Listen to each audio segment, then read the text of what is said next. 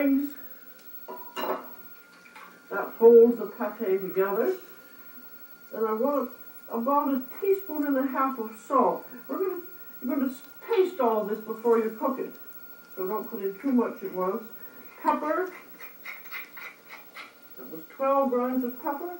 A little bit of allspice. That's always good. That's about 1/8 teaspoon.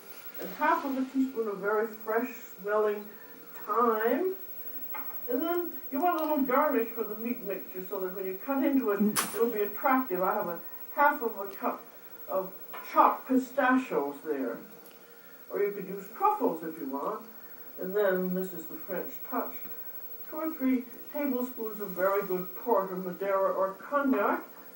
And a clove of garlic.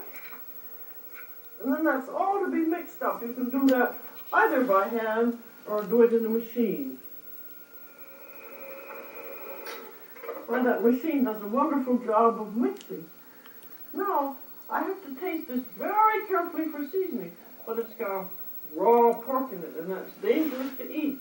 So I'm going to have to cook this little sample before I taste it for seasoning.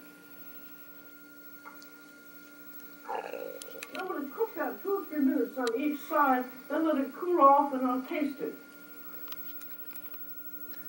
Now that's cooled off enough, I'll just take a little taste.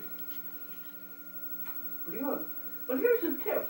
Since ultimately this pate is going to be served cold, the flavors get muted unless they're very intense and carefully made at this point. So add whatever is needed, and then you're ready to go.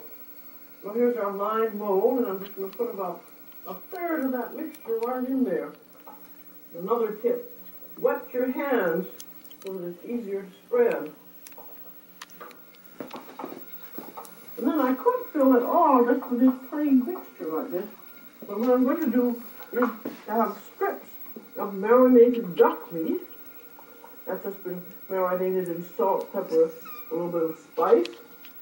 And then I've got some strips of cold boiled ham. And rather than duck, you could use veal or rabbit or wild boar or whatever you happen to have around the house. Now another layer of the meat mixture. Now there's a second layer of ham and duck. There's my last little piece of duck. Then we get the final layer of meat mixture. Again, spreading it with my wet hand.